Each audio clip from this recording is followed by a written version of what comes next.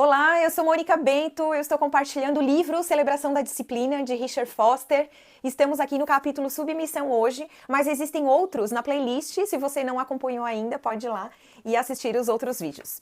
Esse assunto da submissão, ele é bem delicado. No primeiro parágrafo, o autor fala que a disciplina que traz maiores ganhos, mas em contrapartida é a que está sendo usada da forma mais errada e que provoca piores danos para o meio cristão.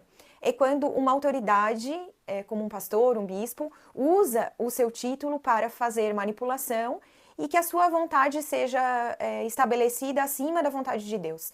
Isso tem causado danos à igreja e a gente precisa prestar muita atenção em relação a esse assunto. Mas não é o foco do capítulo. Nós aqui vamos ver que Jesus é o nosso grande exemplo de como a gente pratica a submissão. Ela é sim saudável, importante para os cristãos e a gente vai ver com um pouco mais de detalhes hoje.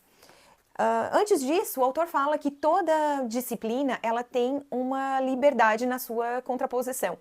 No sentido de, por exemplo, na submissão, nós podemos sentir a liberdade, quando praticamos a submissão, de não carregar o peso de que as coisas sejam feitas do nosso jeito. É difícil para a gente, mas também é libertador quando a gente começa a praticar essa disciplina. Ele fala que a gente tem muita preocupação que as coisas sigam exatamente conforme a gente planejou, mas que a maioria das coisas da vida nem chega perto de ser tão importante quanto achamos que é. Por isso, não tem problema a gente abrir mão da nossa vontade e deixar que as coisas aconteçam conforme a vontade de Deus, em primeiro lugar, e depois a gente vai falar do relacionamento com as pessoas. Normalmente, nós não suportamos a ideia de ceder, de que essas coisas sejam feitas de uma forma diferente da gente, de como a gente desejou. Mas a primeira atitude de submissão pode ser o silêncio. Então, quando a gente não se manifesta, estamos praticando a submissão, né? Não precisa falar nada. Claro que não é o não falar nada e por dentro estar exterminando aquela pessoa da sua vida, né? Se corroendo. Não é isso. É preciso que o exterior expresse um coração disposto a ceder, a abrir mão. Externamente podemos fazer o que nos pedem, internamente estarmos em rebelião contra eles. E aqui ele traz que o ponto central é o apreço e o respeito pelos outros. Eu vou até ler rapidamente esse parágrafo porque ele expressa exatamente o que quer dizer a submissão nesse relacionamento. Ficamos livres para valorizar o semelhante. Seus sonhos e planos passam a ser importantes para nós. Desfrutamos uma liberdade renovada, maravilhosa, gloriosa, a liberdade de abrir mão dos próprios direitos pelo bem alheio. Pela primeira vez, conseguimos amar as pessoas incondicionalmente. Abrir mão do direito de exigir que elas retribuam nosso amor. Não temos mais a sensação de que precisamos ser tratados de determinada maneira. Exultamos o sucesso delas. Experimentamos um pesar sincero quando fracassam. Não faz muita diferença se nosso plano se frustra, caso o plano delas dê certo. Descobrimos que é bem melhor servir ao próximo que fazer as coisas à nossa maneira. Isso é muito difícil. Os versículos aqui: amem os seus inimigos e orem por aqueles que os perseguem. Se alguém o ferir na face direita, ofereça-lhe também a outra. É uma maturidade, um crescimento espiritual que realmente poucos conseguem alcançar, mas o Espírito Santo que habita em nós nos capacita para chegarmos nesse nível, nessa profundidade. E ele fala que tem aqui uma pedra de toque, que é uma expressão para algo assim super importante, que é a autonegação. Se alguém quiser acompanhar-me, negue-se a si mesmo, tome a sua cruz e siga-me. A gente está muito acostumado com a autossatisfação, com a realização pessoal, mas quando chega no assunto de negar, de autonegação, que não é abrir mão da nossa identidade, porque a nossa identidade foi criada em Cristo, mas a autonegação justamente do abrir mão da nossa vontade em favor da vontade de Deus e do nosso próximo. Esse é o exemplo deixado por Jesus. Quantas vezes ele falou isso ao Pai? No subtítulo, a subordinação revolucionária, tal como ensinada por Jesus. O autor nos diz que Jesus humilhou-se a si mesmo e foi obediente até a morte, morte de cruz. E essa morte de cruz não foi somente o final. A verdade é que ele teve uma vida de cruz, de humilhação, de submeter a sua vontade à vontade de Deus. inclusive também em relação aos seus discípulos, em relação às pessoas que ele pregava, o tempo todo ele estava ensinando a simplicidade, estava indo na contramão do que nós até hoje ainda vemos acontecer na sociedade, que é a liderança, o líder se posicionar de uma forma arrogante, que determina as coisas, e aqui a gente vê uma liderança de amor, de servo realmente. E a subordinação revolucionária, tal como ensinada nas epístolas, nos traz a visão de que, apesar da cultura, imagine lá, né, após a morte de Jesus, que a situação em relação à subordinação era muito diferente de hoje. A gente tinha a questão das mulheres, né, das crianças, dos idosos, dos doentes. E o Senhor, até por isso é revolucionária, porque o Senhor veio dar valor, veio dar voz a todas essas classes. E ele, agora já falando dos apóstolos, né, aqui das epístolas, eles também falaram para a gente colocar isso em prática.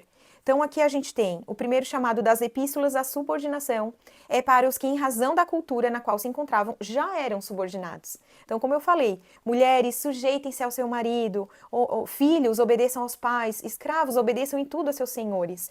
Eles são tratados ali como agentes morais livres e que devem praticar a submissão de uma forma como escolha, apesar de que na época, né, a cultura não era exatamente assim. Ele transformou pessoas sem o direito de tomar decisões em pessoas que tomam decisões, que escolhem ser submissos.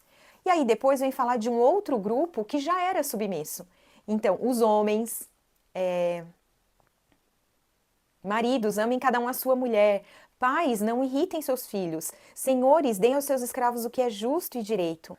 Aqui é uma mudança drástica de comportamento, porque essas classes não estavam acostumadas a serem subordinados. Eles, pelo contrário, eles exigiam a subordinação. O filho, o escravo, a esposa do século I não precisariam mudar absolutamente nada para seguir a ordem de Paulo. De qualquer maneira, é a contraparte dominante que leva a estocada do ensinamento. No próximo subtítulo, os limites da submissão. Então, como a gente falou lá no início, ela realmente pode ser destrutiva. Nós temos aqui em 1 Pedro, por causa do Senhor, sujeitem-se a toda autoridade constituída entre os homens, seja rei, autoridade suprema, seja os governantes. Isso é uma ordem bíblica e que vale até os dias de hoje. Mas existe uma outra situação. Julguem os senhores mesmos, se é justo aos olhos de Deus obedecer aos senhores e não a Deus, pois não podemos deixar de falar do que vimos e ouvimos. Então é preciso obedecer antes a Deus do que aos homens, lá em Atos 5, 29. Eles simplesmente entendiam que a submissão chega ao fim de seu curso quando se torna destrutiva. Nós devemos responder com submissão às autoridades e governos desta terra, e o limite disso é quando ela passa a ser destrutiva, e aí a autoridade divina sobrepõe a todas elas. O discípulo recusará a proposta não de forma arrogante, mas em espírito de mansidão e submissão. Essas questões de autoridade destrutiva, elas são complexas porque o relacionamento humano é complexo. De qualquer forma, nós não podemos jamais nos esquecer de que temos o Espírito Santo em nosso interior e é para ele que devemos recorrer sempre que houver alguma dessas circunstâncias. Aqui nós vamos falar de atos de submissão, já quase chegando ao final deste capítulo. São 7 atos. O primeiro é submissão a Deus, com certeza, né, ao Deus triuno, Deus Pai, Deus Filho e Deus Espírito Santo, consagrando o nosso dia, o nosso corpo, a nossa mente, o nosso espírito, entregando para que Ele faça a vontade dEle acima da nossa em qualquer situação. O segundo ato de submissão é às Escrituras, e aí entra ouvir, receber e obedecer à palavra de Deus. Depois a gente fala que é a submissão à nossa família, então cada um cuide não somente dos interesses, mas também dos interesses dos outros, a gente ter um viver de ouvir, prestar atenção e partilhar a vontade da nossa família. O quarto ato é a submissão ao próximo e àqueles que nos encontram durante as atividades cotidianas, então os colegas de trabalho. Essas pessoas podem receber pequenos atos de submissão, gentilezas. Ele fala para não considerar nada como insignificante, pois isso é uma forma de expressar a submissão no nosso viver. Depois, no quinto, a comunidade cristã. Então, a gente pode não conseguir fazer tudo que a gente gostaria, mas a gente pode sim fazer alguma coisa. E aí tem o capítulo sobre serviço que entra no detalhe. O sexto ato de submissão é aos aflitos e desprezados, como manda as Escrituras, para que a gente cuide das viúvas, dos órfãos, dos necessitados, e a gente tem esse coração de viver a vida de cruz junto a essas pessoas. E o sétimo ato é ao mundo físico. Ele fala que existe muita irresponsabilidade no cuidado com o nosso mundo físico e a gente, como cristão, precisamos prestar atenção às necessidades do nosso planeta, cuidar dele, não sermos negligentes nesse sentido. Uma observação final é o último subtítulo. Ele traz um assunto delicado, que é quando uma pessoa ela tem autoridade na terra para ocupar um cargo, mas não foi lhe dada autoridade espiritual. Devemos ou não devemos nos submeter a essa pessoa? Aqui ele dá uma frase muito interessante. A subordinação revolucionária ordena que vivamos em submissão à autoridade humana enquanto ela não se tornar destrutiva. Aqui, em regra geral, apesar desta pessoa não ter essa autoridade espiritual e estar ocupando um cargo que teoricamente não deveria ser dela, devemos sim prestar a submissão a esta pessoa.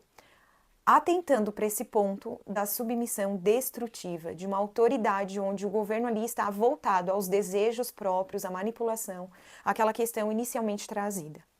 Daí ele fala que a gente pode ajudar essa pessoa. Podemos orar por ela, né?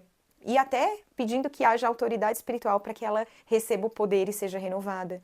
Também podemos nos tornar amigos dessa pessoa e ajudá-las naquilo que for preciso. Porque essa pessoa também está sentindo um desconforto. Ele diz que já passou por uma experiência assim, de ser colocado numa posição que ele não tinha ainda preparo para ocupar. E a gente, como cristão, no amor, podemos contribuir para essa pessoa se desenvolver e atender ao propósito para que ela foi chamada. Encerramos o capítulo da submissão. Muito obrigada. Em breve a gente vai ter outro vídeo aqui. Até lá!